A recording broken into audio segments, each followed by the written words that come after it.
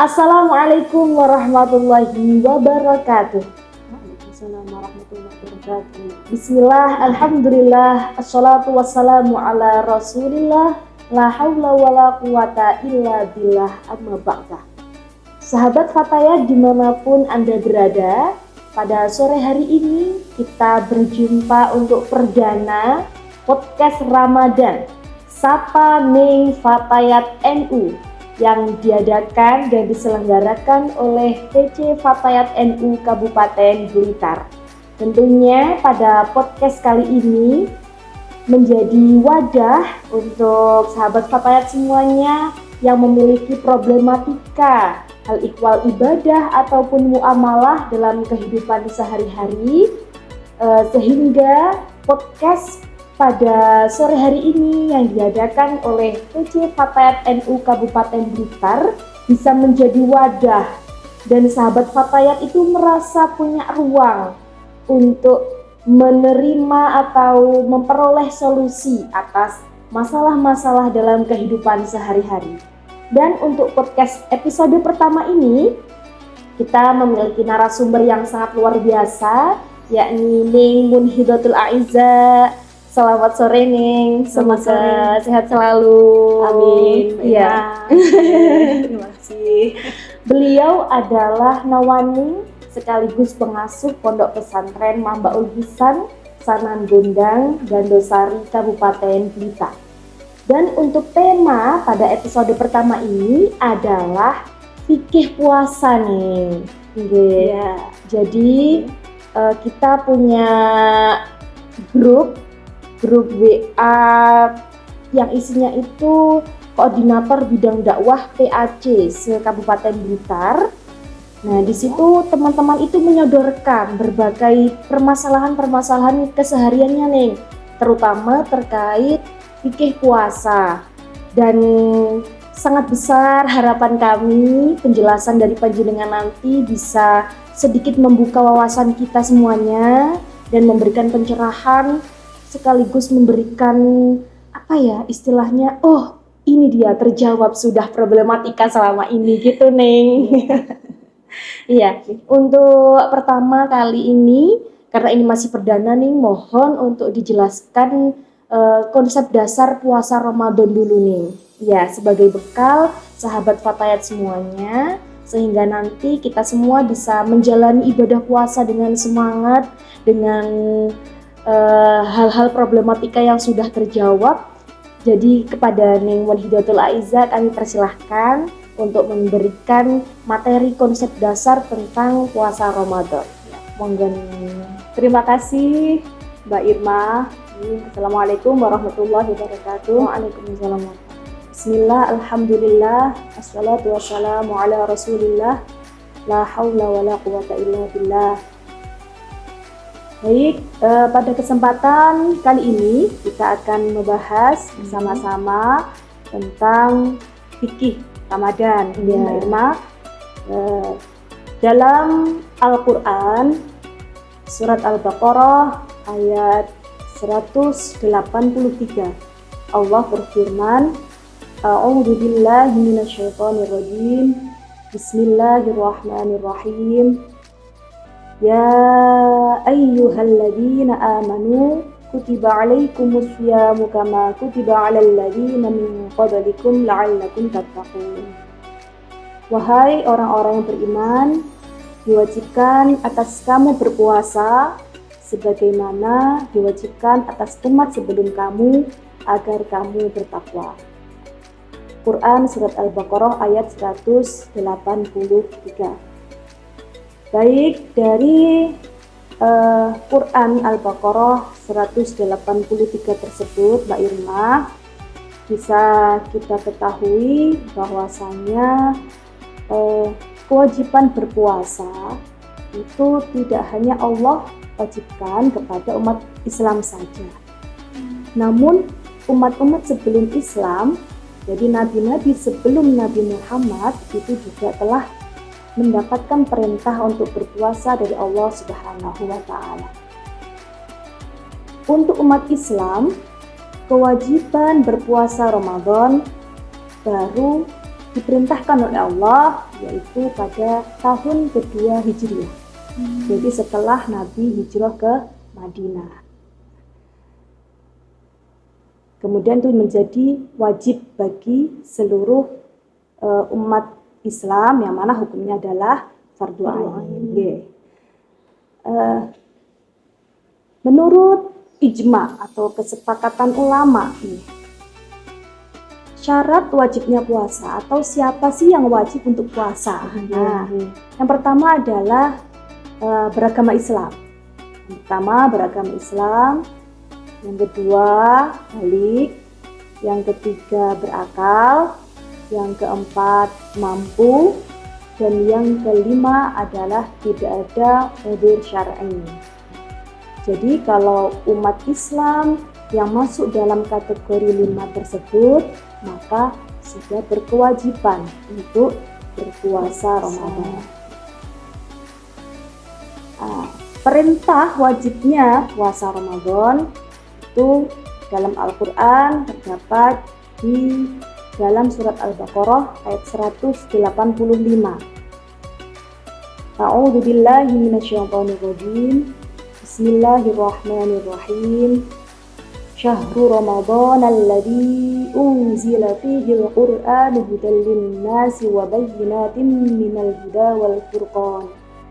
Faman syahida minkumus syahra falyasum. Bulan Ramadan di dalamnya diturunkan Al-Qur'an sebagai petunjuk bagi manusia dan juga penjelasan-penjelasan terhadap petunjuk tersebut, dan juga sebagai pembeda antara yang hak dan yang batil. Faman syahida minkumus syahra falyasum. Maka barang siapa di antara kalian menyaksikan bulan tersebut, maka wajib bagi kalian untuk berpuasa. Inilah yang merupakan dalil wajibnya untuk berpuasa Ramadan. Kemudian tadi sudah syarat wajib ya, berarti siapa yang wajib berpuasa. Kemudian ada syarat sah. Syarat sahnya puasa. Yang pertama beragama Islam. Yang kedua adalah mumayyiz. Mumayyiz itu artinya balik dan berakal, bisa membedakan antara yang hak dan yang batil. Yang ketiga adalah niat. Jadi puasa itu bisa menjadi sah kalau dia berniat. Yang kemudian yang keempat adalah suci dari haid dan nifas. Dan yang kelima adalah dilakukan di waktu yang diperbolehkan untuk berpuasa. Itu adalah syarat sahnya puasa Ramadan. Kemudian selanjutnya ada rukun puasa. Rukun puasa ini hanya ada 2. Yang pertama adalah niat. Yang kedua adalah menahan diri dari segala hal yang membatalkan puasa.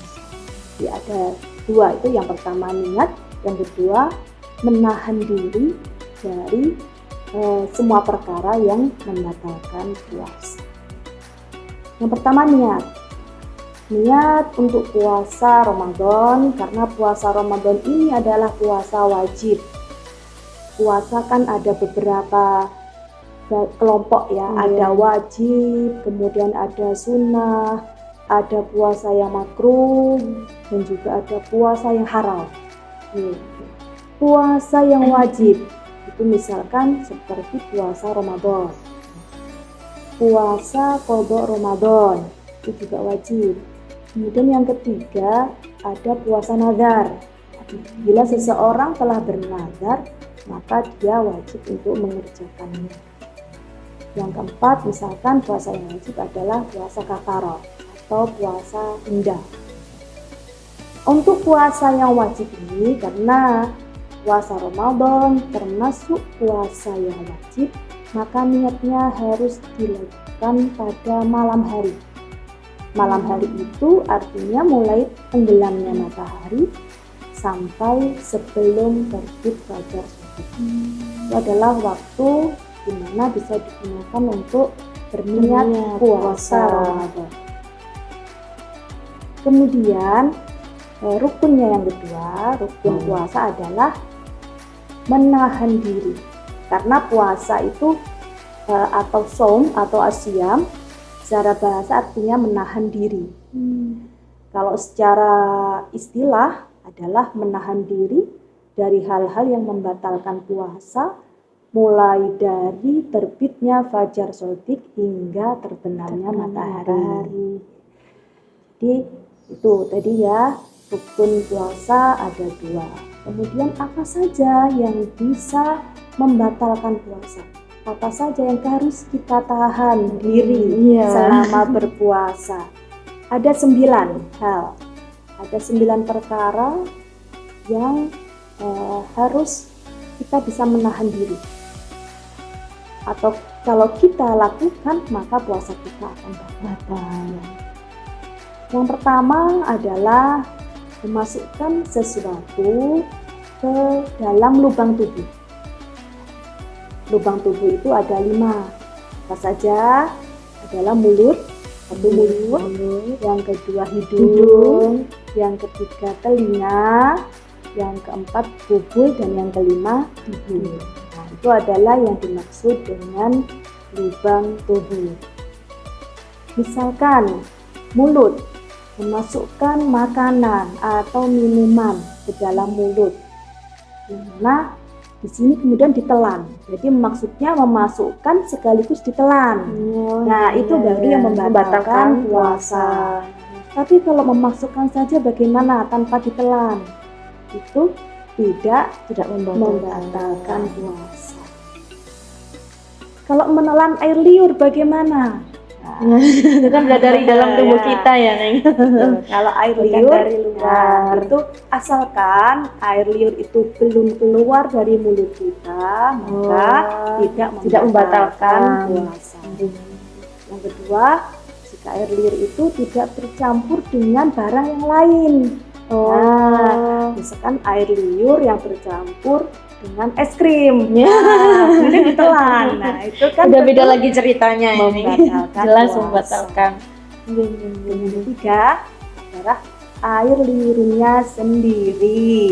Iya, jelas. Adalah membatalkan. Kemudian memasukkan sesuatu melalui hidung. Itu hidung yang bagian dalam. Jadi kalau artinya dalam itu yang kita rasa ketika misalkan kemasukan air itu terasa sakit, terasa nyegrak, berarti berarti itu sudah hidung bagian dalam, yang mana ketika sesuatu itu masuk ke sana akan membatalkan puasa. Kemudian juga telinga batasnya adalah selama jari kita itu masih bisa masuk, masih terjangkau dengan jari, itu yang bagian luar itu tidak membatalkan puasa. Namun kalau sudah memasukkannya lebih dalam lagi, misalkan kita masukkan membersihkan telinga dengan cotton bud, tapi kan lebih dalam lagi kita memasukkan, itu termasuk yang membatalkan puasa. Yang pertama tadi memasukkan sesuatu ke dalam lubang tubuh.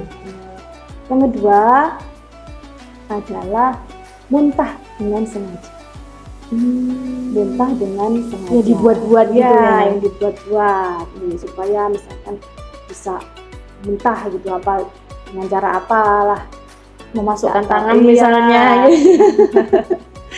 Akhirnya bisa muntah, itu kan berarti disengaja, itu yang membatalkan. Kalau muntahnya tidak disengaja, tidak membatalkan. Misal masuk angin gitu, tiba-tiba muntah gitu, kita kan nggak boleh sengaja itu ya. Betul Mbak Irma, itu tidak membatalkan puasa. Yang ketiga adalah melakukan hubungan badan atau jima, melakukan hubungan suami istri. Nah, itu bisa membatalkan puasa. Yang keempat adalah keluarnya air mani yang disengaja. Keluarnya air mani yang disengaja. Itu yang bisa membatalkan puasa. Kalau tidak disengaja, misalkan mimpi basah, tiba-tiba sudah keluar air mani, maka tidak membatalkan puasa karena itu tidak disengaja. Karena tanpa sebab mimpi, musabab karena mimpi itu tidak kita buat-buat kan. Kemudian yang kelima adalah haid. Haid. Yang keenam adalah nifas. Kemudian yang ketujuh adalah gila atau hilang akal. Itu bisa membatalkan puasa. Kecuali tidur. Kalau tidur tidak. Tidur tidak. Kalau itu pingsan, kalau pingsannya itu 1 hari penuh tanpa pernah untuk sadar atau siuman, itulah baru yang membatalkan. Tapi misalkan pernah siuman sebentar kemudian pingsan lagi, itu tidak membatalkan. Jadi kalau pingsan itu sehari penuh, selama terbit fajar sampai tenggelamnya matahari tanpa sadar, itu membatalkan puasa. Kemudian yang ke-8 adalah murtad. Murtad keluar dari Islam. Alhamdulillah ya Neng ya. Alhamdulillah. Itu membatalkan puasa juga. Dan yang terakhir adalah wiladah atau melahirkan. Jadi itu ada 9 perkara yang bisa membatalkan puasa. Selanjutnya adalah orang yang boleh tidak berpuasa. Itu juga ada 9. Yang pertama adalah anak kecil. Yang belum balik, yang belum ngerti gitu ya. Anak kecil yang belum balik. Kemudian orang gila. Orang gila itu boleh untuk tidak berpuasa.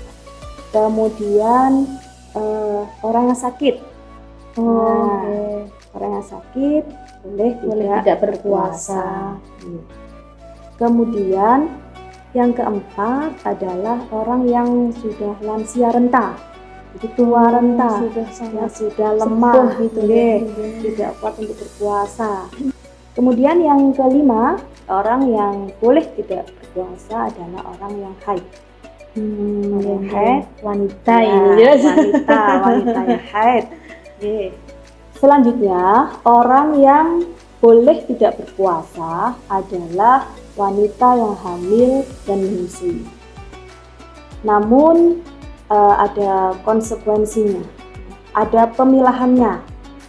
Yang pertama, bagi wanita yang hamil ataupun yang menyusui yang mengkhawatirkan atas kesehatan dirinya sendiri atau mengkhawatirkan atas dirinya dan juga anaknya tersebut, maka ketika dia tidak berpuasa hanya diwajibkan untuk mengqadha saja.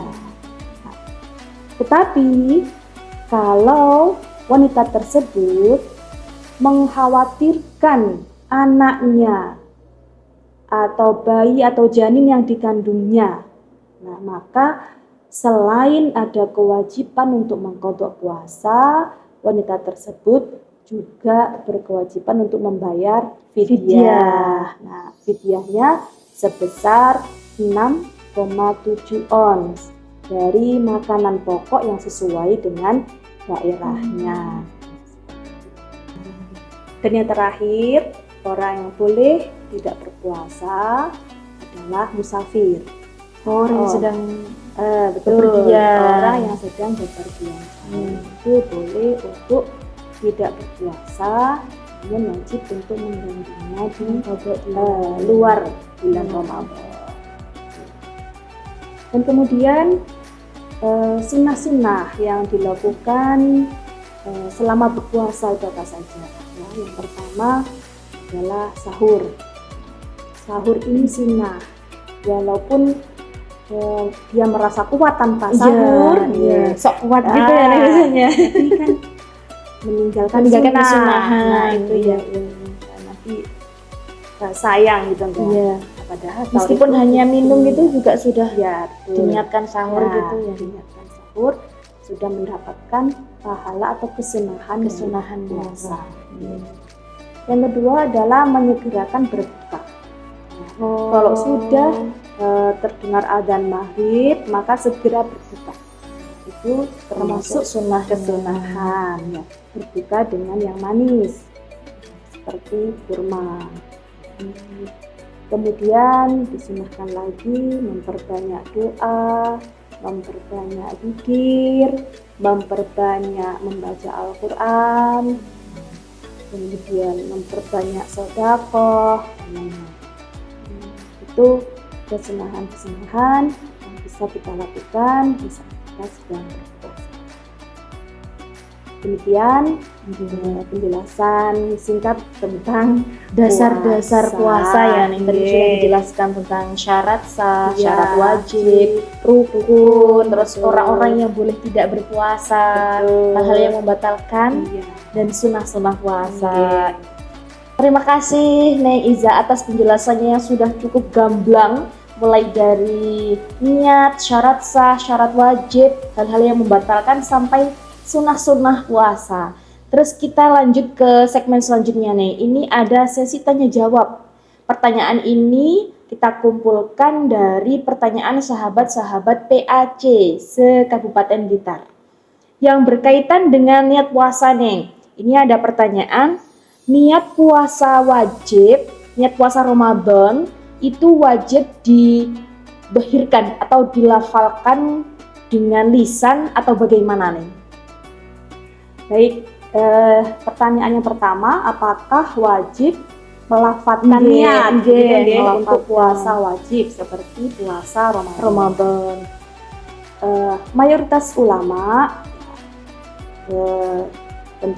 khususnya yang mazhab Syafi'i, hukum untuk melafadzkan niat dalam berpuasa itu adalah sunnah, jadi tidak wajib. Jadi misalkan kita melafadzkan nawaitu shauma ghadin an adai fardhi syahri ramadhana atau ramadhani hadisanati faradhillahi ta'ala, itu adalah sunnah menurut mayoritas ulama. Kenapa? Dengan melafadzkan niat itu bisa untuk menuntun hati kita, menuntun niat di dalam hati.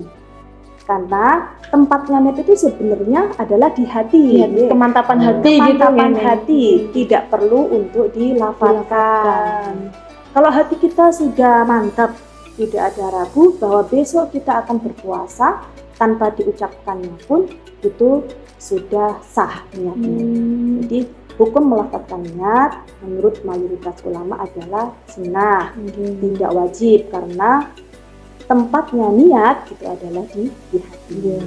Biasanya itu kan ketika setelah tarawih gitu betul, kita diajak bersama-sama dituntun untuk melafadzkan niat. Itu untuk memantapkan hati kita bahwa besok itu kita akan melaksanakan puasa. Tapi hukumnya tidak wajib.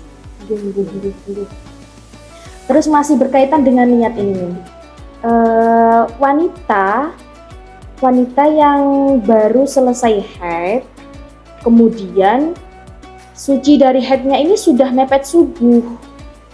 Sedangkan ketika bersuci atau mandi wajib itu sudah masuk waktunya subuh. Kemudian dia lupa tidak niat puasa. Nah, ini bagaimana hukum puasanya nih? Baik. Dari kasus yang tadi disampaikan oleh Mbak Irma, dapat saya pahami bahwa wanita tersebut ketika mandi untuk bersuci itu sudah masuk waktu subuh.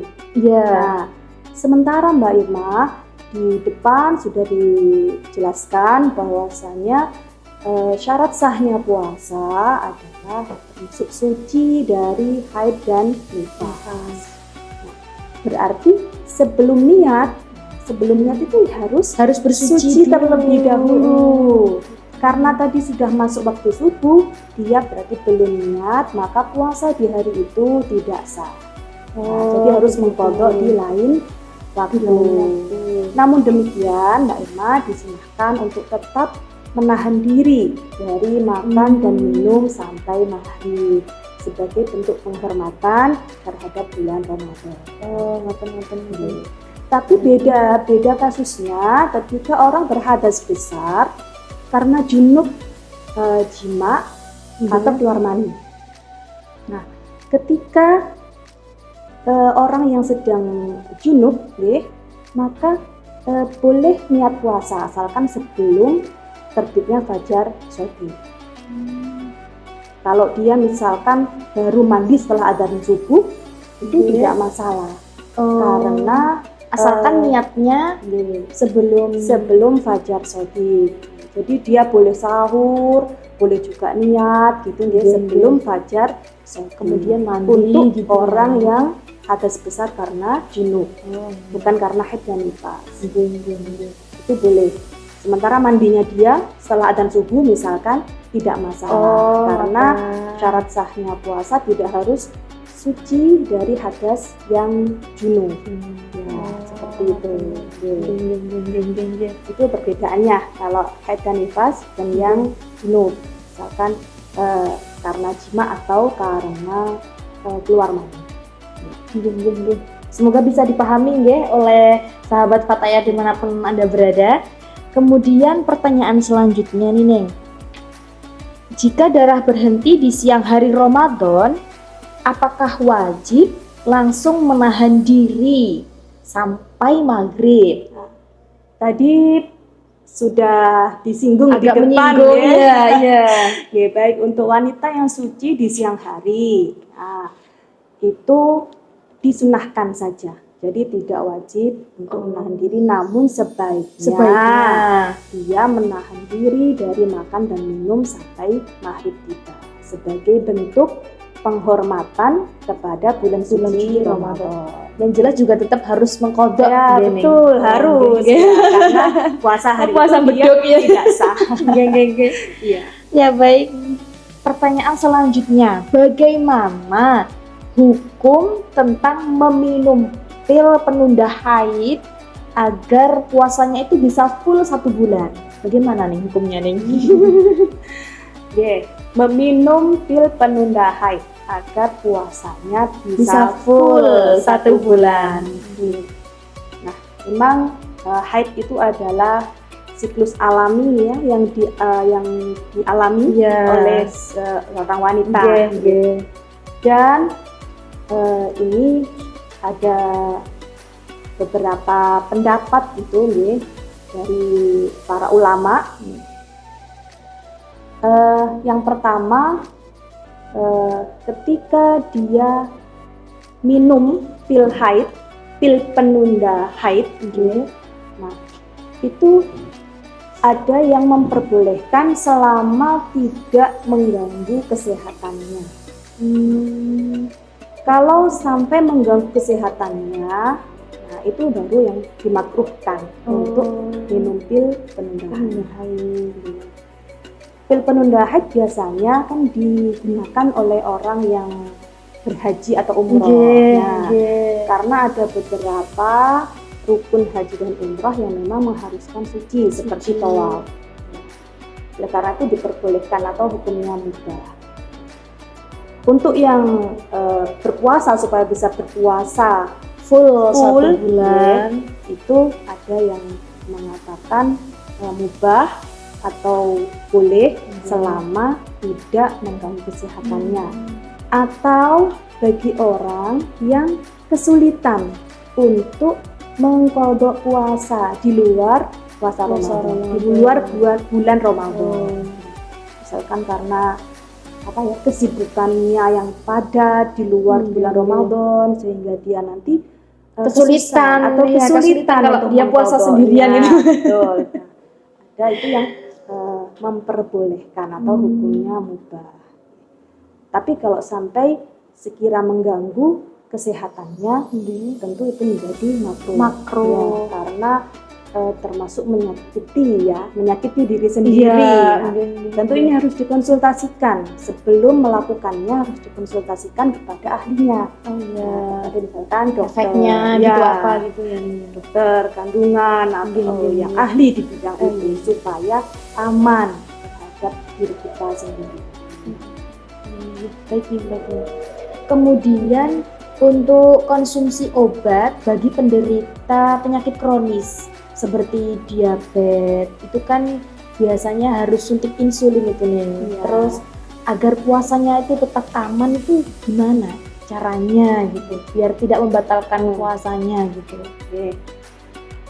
Untuk beberapa orang yang memiliki penyakit ya, supaya tetap stabil gula darahnya atau mungkin stabil tekanan darahnya, biasanya harus mengkonsumsi beberapa obat. Nah, tentu bagaimana supaya dia bisa berpuasa dengan aman selama bulan puasa itu akan lebih baik dikonsultasikan kepada dokternya supaya bisa menjalankan puasanya dan meminum obatnya tepat sesuai waktunya. Biasanya kalau obat yang minumnya itu 2 kali sehari bisa ketika saat sahur dan berbuka gitu. Atau kalau yang harus 3 kali mungkin ketika berbuka, sebelum tidur dan saat sahur. Tapi tentu ini adalah tetap harus perlu konsultasi kepada dokter yang ahli. Kemudian untuk suntik sebenarnya kalau suntik tidak membatalkan puasa karena memaksudkan sesuatu tidak melalui lubang tubuh. Tapi sebaiknya ya dilakukan setelah berbuka puasa. Seperti juga obat tetes mata. Karena tidak memasukkannya melalui lubang tubuh, maka itu diperbolehkan. Gitu. Kemudian ini ada yang masih tentang niat nih. Dia itu sudah niat pada malam hari. Kemudian ketika siang hari dia tuh ragu, aku mau niat atau durung ya gitu. Terus ini gimana hukum puasanya nih? Apakah tetap sah atau bagaimana? Orang yang ragu-ragu atau was-was ya, istilahnya was-was penyakit itu. Nah, betul. Nah, itu sebaiknya dia adalah harus mengabaikan rasa was-wasnya. Karena di saat sebelumnya kita sudah yakin bahwa dia pernah yakin. Berarti itu harus mengabaikan rasa was-wasnya. Dan kalau cuma was-was saja itu tidak membatalkan puasa. Tapi kalau was-was itu kemudian sampai dia akhirnya berniat untuk membatalkan puasa, jadilah puasanya batal. Kalau cuma was-was saja tidak membatalkan puasa. Oke, pertanyaan terakhir ini nih. Bagaimana hukum dan kaifiahnya jika kita melaksanakan puasa tahun ini sedangkan kita itu masih punya tanggungan puasa tahun-tahun sebelumnya? Gimana ini nih? Baik, jadi ada seseorang yang sampai tahun ini, bulan Ramadan ini masih punya hutang puasa di tahun sebelumnya. Nah, bagaimana hukumnya? Untuk seorang yang mengalami kasus seperti itu, jika dia belum mengqadha puasanya karena kelalaiannya, masih ada kesempatan, sudah banyak kesempatan tapi dia melalaikan untuk mengqadha puasa. Tidak ada udzur syar'i, misalkan sakit atau sedang hamil atau menyusui, maka ketika sampai datang Ramadan berikutnya belum mengqadha puasa yang sebelumnya, maka tetap wajib hukumnya untuk mengqadha puasa yang ditinggalkan. Dan plus ditambah membayar fidyah, karena ada kesempatan untuk mengqadha tidak dipergunakan untuk mengqadha. Jadi tata caranya untuk puasa tahun ini dia puasa tahun ini tetap iya, puasa, tetap diniatkan tetap puasa tahun ini. Kemudian setelah Ramadan habis, dia mengkodok puasa yang sekaligus dia membayar fidyah sekaligus tahun sebelum ini, iya, ngaten gini. membayar fidyah. Niatnya ya kalau dilafatkan, karena niat itu sebenarnya dalam hati saja sudah cukup. Saya dalam hatinya niat kodok puasa untuk besok. Besok saya niat kodok puasa Ramadan, itu sudah cukup dibatin dalam hati. Cuma untuk kalau supaya lebih memantapkan hati kita, niat itu dilafatkan ya nawaitu Ramadan an qodoi Ramadan lillahi ta'ala. Itu. Nggih. Terima kasih Neng. Ya, sama-sama. Iya, terima kasih penjelasan Neng Iza yang sangat luar biasa. Semoga bisa menambah motivasi kita, menambah semangat kita dalam berpuasa. Dan apabila ada pertanyaan sahabat semuanya yang belum terjawab, kami mohon maaf karena keterbatasan waktu kami. Terus ini teman-teman semuanya ada giveaway nih. Jadi dari materi yang sudah disampaikan oleh Neng Iza kan sudah sangat jelas nih. Mulai dari syarat wajib, syarat sah, rukun, hal-hal yang membatalkan dan orang-orang yang boleh atau diperbolehkan tidak melakukan puasa. Salah satunya adalah orang yang hamil atau menyusui. Giveaway atau pertanyaannya seperti ini. Bagaimana cara mengkodok wanita yang hamil atau menyusui? Tadi kan sudah dibagi menjadi dua ya Neng ya, sudah ada dua caranya. Nah ini teman-teman masih ingat nggak kira-kira? Kira-kira tadi penjelasan Neng Iza dengan cermat apa tidak? Jawabannya jelas ada di materi yang sudah disampaikan oleh Neng Iza. Adapun bagaimana nanti cara sahabat semuanya menjawab pertanyaan ini adalah silahkan mengirimkan jawaban melalui DM IG Fatayat NU Kabupaten Blitar. Alhamdulillahirrabbilalamin, podcast Ramadan Sapa Ning Fatayat NU sudah berjalan dengan lancar nih. Semoga ilmu yang panjenengan sampaikan dapat diterima oleh sahabat semuanya dimanapun berada. Dan apabila nanti masih ada yang kurang jelas bisa ditanyakan ya Ning ya.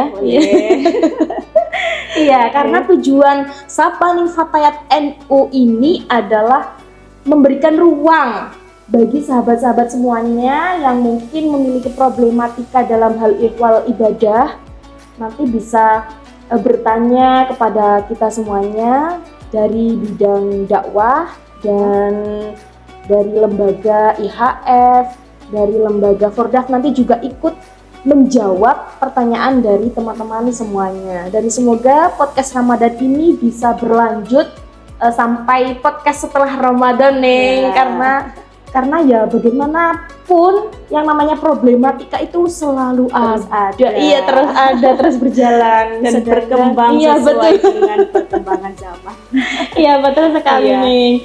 Dan saya Irma Nurfiani selaku host podcast Ramadan Sapa Ning Fatayat NU dan Neng Iza sebagai narasumber Sapa Ning Fatayat NU mengucapkan terima kasih atas perhatian sahabat semuanya.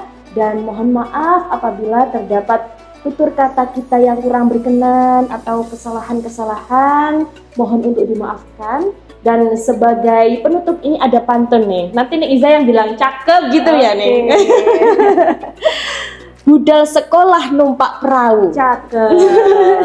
perahu neng goleng banter angine, Cakep. sinau bareng Ning Fatayat NU, jelas sangat jelas ilmune. Iya, sebagai penutup jangan lupa jargon kita nih. PC Fatayat NU Kabupaten Blitar, Fatayat kuat, keluarga hebat. Sekian, wallahul muwaffiq ila aqwamit thoriq. Wassalamualaikum warahmatullahi wabarakatuh. Waalaikumsalam warahmatullahi wabarakatuh.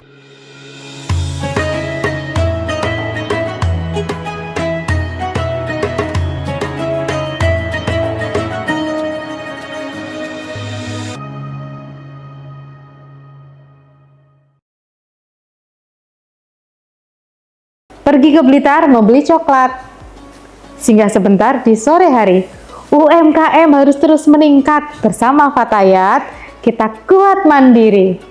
Assalamualaikum warahmatullahi wabarakatuh. Sahabat-sahabat seantero Blitar Raya, Bapak Ibu semuanya, poro yai, ibu nyai semuanya. Ayo hadiri dan saksikan pameran UMKM SAE Ramadan Fest 2026 di Kampung Coklat pada tanggal 7 sampai 10 Maret 2026. Acaranya apa aja? Acaranya banyak sekali sahabat-sahabat. Kita di sana bukan hanya sekedar berkumpul, tapi ada banyak eventnya. Sahabat-sahabat bisa mengeluarkan produk-produk andalannya untuk dipamerkan di Kampung Coklat. Serta sahabat-sahabat juga bisa bertemu dan berjejaring dengan BUMN yang ada di Kabupaten Blitar. Juga ada perbankannya juga. Nah, sahabat-sahabat, jangan lupa merapat. Mari kita kuatkan jaringan. Mari kita bersatu untuk membangun dan meningkatkan level UMKM kita. Ada door prize-nya juga. Ada banyak hadiah juga. Ada banyak lomba-lomba juga. Jangan lupa saksikan dan ikuti juga hadiri di Kampung Coklat tanggal 7 sampai 10 Maret 2026. Ketemu di sana ya. Assalamualaikum warahmatullahi wabarakatuh.